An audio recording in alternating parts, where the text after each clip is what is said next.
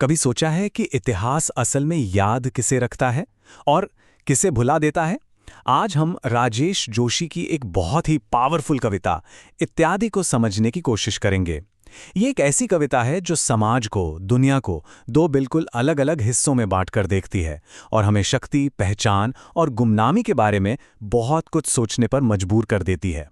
तो देखिए, कविता का जो पूरा सार है ना, वो इसी बंटवारे में है। एक तरफ हैं कुछ लोग जिनके नाम होते हैं, जिनके ओहदे होते हैं, जिनकी पहचान होती है, और फिर दूसरी तरफ है बाकी सब। और इन सबको सिर्फ एक शब्द में समेट दिया गया है, इत्यादि। और राजेश जोशी बस एक शब्द से इस बहुत बड़े ग्रुप को डिफाइन कर देते हैं, इत्यादि। सोचिए, ये सिर्फ एक शब्द नहीं है, ये अपने आप में एक बहुत बड़ी बात है। ये उनकी पहचान को जैसे मिटा सा देता है, उन्हें एक गुमनामी में धकेल देता है, मानो वो किसी लिस्ट के आखिर में लिखी एक छोटी सी चीज से ज्यादा कुछ है ही नहीं। तो फिर सवाल ये उठता है कि इस कविता की दुनिया में इत्यादि होने का असल मतलब क्या है? कौन है ये लोग जो इतना बड़ा गुमनाम समूह बनाते हैं? ये वो लोग हैं जो हमारी रोज की जिंदगी का हिस्सा हैं।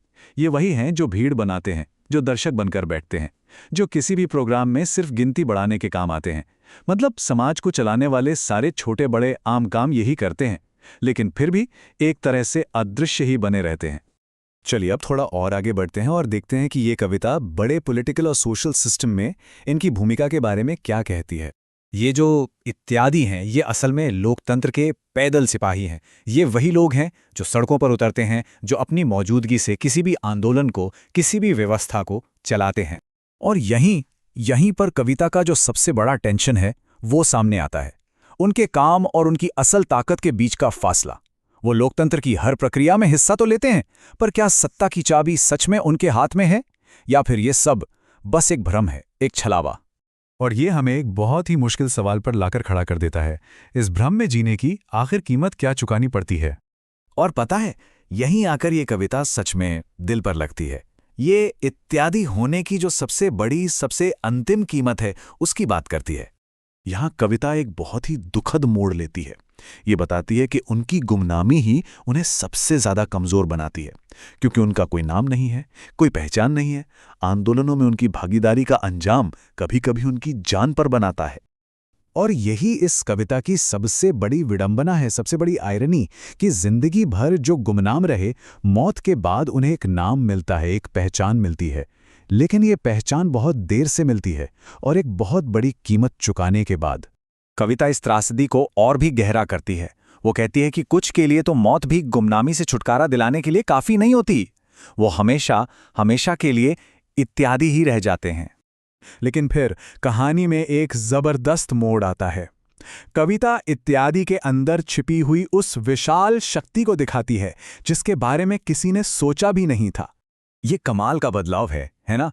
जब तक वो डरे हुए हैं, तब तक वो कुछ भी नहीं है, लेकिन जिस पल उनका डर खत्म हो जाता है, वो एक ऐसी ताकत बन जाते हैं जिससे बाकी सब, यानी वो कुछ लोग, डरने लगते हैं। और बस वहीं सत्ता का पूरा खेल बदल जाता है। यहाँ एक बहुत ही गहरा विरोधाभास है।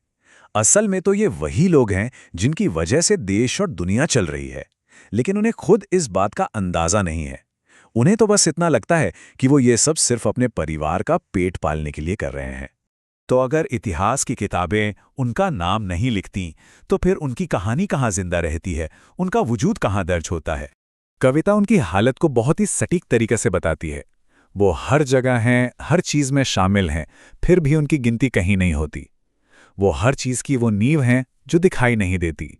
और अंत में हमें एक बहुत ही मार्मिक सच का एहसास होता है। उनकी कहानियां इतिहास की किताबों में नहीं, बल्कि कला में जिंदा रहती हैं। ये कवि हैं, वो सिरफिरे लोग जो इन गुमनाम लोगों को, इन इत्यादि को याद रखते हैं और उनकी कहानी कहते हैं। और ये कविता हमें इसी एक सवाल के साथ छोड़ जाती है। आखिर हम किसे याद रखना चुनते हैं और किसे बस यूं ही भूल जाने देते हैं? जरा सोचिएगा, क्योंकि इसका जवाब शायद हमारी दुनिया को देखने का नजरिया ही बदल सकता है।